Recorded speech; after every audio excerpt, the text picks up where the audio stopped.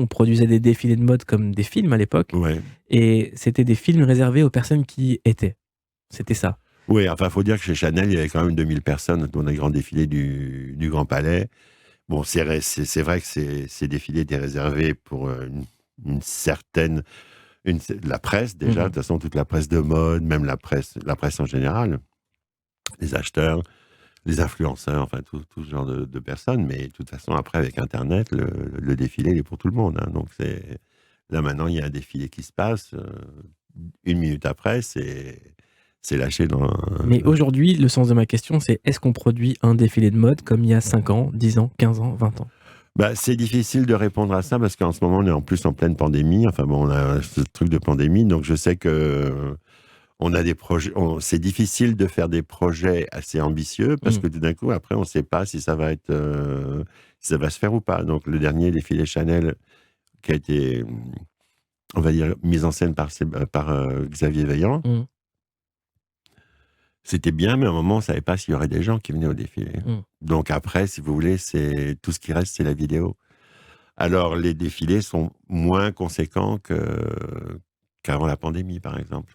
Est-ce que le monde de la mode s'est ouvert au monde réel grâce aux réseaux sociaux? Oui, bien sûr, mais bon, je trouve qu'aussi le monde réel, des fois, il est un peu dur avec le monde de la mode. Donc, si Mmh. vous voulez, c'est deux choses. Et quelque part, je me demande si le monde de la mode fait pas plus d'efforts pour comprendre le monde réel que le Mmh. monde réel fait pour comprendre le monde de la mode. Dans quel sens vous dites ça? Bah, je sais pas. Là, je trouve qu'il y a souvent des attaques, par exemple. Bon, j'en ai aussi été victime au mois d'avril.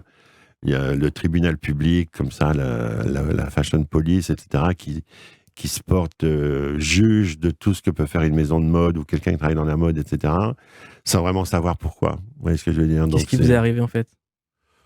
j'ai pas envie d'en parler. D'accord. Voilà, mais bon, c'était un truc où j'ai été... Bon, ça va mieux.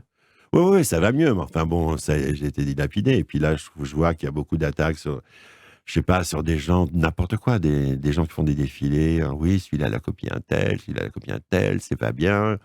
Et après, il y a des mômes qui disent oui, c'est honteux, ça a été copié sur un masque d'un mec qui a été fait dans les années 2000. C'est comme ça qu'ils gagnent de l'argent en exploitant les autres. Un masque avec des plumes et des strass, si vous voulez, qui est fait pour une photo, Mmh. personne va en vendre. Vous voyez ce que je veux dire? Donc, Mmh. il y a une espèce de truc comme ça où le monde réel ne comprend pas. Le monde réel, certaines personnes, hein, mais la majorité du monde réel ne sait pas comment ça marche, si vous voulez. Donc, c'est un peu difficile pour moi. Et vous, c'est quoi votre implication dans le monde réel en fait? Comment ça? Bah, justement, parce que je savais pas qu'il y avait un monde. C'est quoi la différence entre le monde réel et le monde de la mode? Vous, J'en vois pas. dans le monde de la mode, on sait qui vous êtes. Ouais. Vous êtes un DJ, un metteur en son, vous êtes quelqu'un qui accompagnait les défilés. Mhm. Et dans le monde réel, comment est-ce que vous, c'est quoi votre regard là-dessus? Le Bah, Michel Gobert du quotidien. le Michel Gobert du quotidien, je crois que c'est le même que le Michel Gobert de la mode. Je fais pas de différence entre les Mmh. deux, quoi. Donc, je m'habille de la même façon, je dis les mêmes choses que j'ai envie de dire, je me comporte de la même façon. Enfin bon, Il y a encore des gens marrants dans la mode? ah oui, oui, bien Ouais, sûr. Ouais. quand même. Ouais, ouais, bien sûr. Ouais, des fois on rigole, oui, bien Mmh. sûr. Bien sûr. Parce qu'on a l'impression qu'avec les réseaux, tout le monde s'est pris très très au sérieux, quoi. Bah, c'est-à-dire que tout le monde fait gaffe maintenant. Mmh. C'est-à-dire que la moindre chose peut être pris à double sens. Donc, si vous voulez, c'est vrai que de toute façon, mais il n'y a pas qu'avec la mode, quoi. Je veux dire, et personne n'a envie de se faire. Cancel. Ouais. Je dis, je pense que c'est un peu en descente, la cancel culture, parce que ça sert strictement à rien. Mmh. Donc voilà. Mais je trouve ça dommage. Et j'ai une question, parce que là, on va écouter beaucoup de musique ensemble. Ouais. Question qui me traverse l'esprit, et c'est pour ça que je vous ai reçu. C'est une question, attention, elle me prend la tête, hein, et j'arrive toujours pas à avoir la réponse. D'accord. C'est comme l'œuf ou la poule. Qu'est-ce qu'il y a en premier? La mode ou la musique? Les deux. Voilà. Ah, Je vous m'aidez pense pas. que non, moi je dirais que je dirais qu'il y a d'abord la musique quand même. Mmh. Je dirais qu'il y a d'abord la musique, mais après la mode, c'est au début. Si on fait un peu l'histoire de la musique et de la mode, donc la musique pouvait inspirer des collections. Je sais pas, Gabrielle Chanel adorait Stravinsky, je pense Mmh. Satie. Je sais pas ce que vous pouvez aimer, comment il s'appelle, Poiret.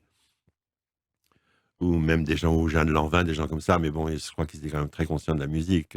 Chanel, par exemple, ça a quand même été la maîtresse de Stravinsky, donc il y a quand même toujours une fascination entre le milieu de l'art et le milieu de la mode. Mmh. Après, pas forcément la musique, mais le milieu de l'art et le milieu de la mode, c'est deux choses qui vont ensemble. Et tout d'un coup, après, avec l'évolution, enfin, dans les années 60, c'est devenu assez important parce que de toute façon, et c'est là où j'ai commencé à le comprendre, en fin de compte, c'est quand tous les musiciens étaient conscients de ce qu'était la mode. Mais pas forcément la mode, mais conscients de ce que pouvait être le style. Vous voyez ce que je veux dire? Donc, ils utilisaient une image pour véhiculer leur musique. Et ça, c'est super important. Donc, c'est pour ça que David Bowie m'a aussi beaucoup marqué, ou même des gens comme Roxy Music, ou même, enfin, même d'autres, moins Led Zeppelin, je sais pas, il y avait Jimmy Page qui avait toujours des looks de costume très chic, etc., alors que les autres avaient les cheveux jusque-là. Et ça faisait partie du jeu, ou même les Rolling Stones, Mick Jagger, et puis Charlie Watts, toujours nickel, etc.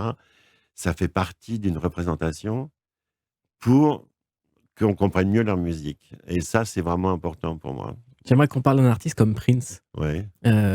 Prince, à chaque fois qu'il innovait en termes de look, il y avait des reprises. Tout le monde, il y a un moment où tout le monde reprenait des innovations de Prince. Et c'est la même question. C'est qu'est-ce qui a le plus été influent chez Prince? C'est la mode ou la musique? La musique. La musique. Ouais.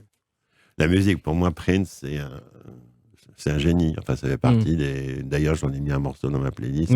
Qu'on écoutera tout à l'heure, If I Was Your Girlfriend. Voilà. Ouais, j'ai des choses à dire là-dessus. Et non, pour moi, Prince, c'était un de mes meilleurs souvenirs de concert que j'ai vu. C'était juste absolument incroyable. Vous l'avez vu où? Alors, je l'ai vu plusieurs fois. Je l'ai vu la première fois au Palace, ça devait être en 80, je crois. Ouais. Tout seul. Enfin, tout seul, il y avait 200 personnes. Vous vous souvenez de comment il était habillé? Oui. Ouais. C'était à l'époque de Controversie. Ouais. Et donc, il était habillé comme ça à la pochette, avec la blouse blanche, tout en noir, avec un porte-jartel et des talons et tout. Et puis, il était très, très, très timide. Il n'osait parler à personne. Et après, dès qu'il a commencé, c'était le grand délire. Donc, complètement extraverti. Après, je l'ai vu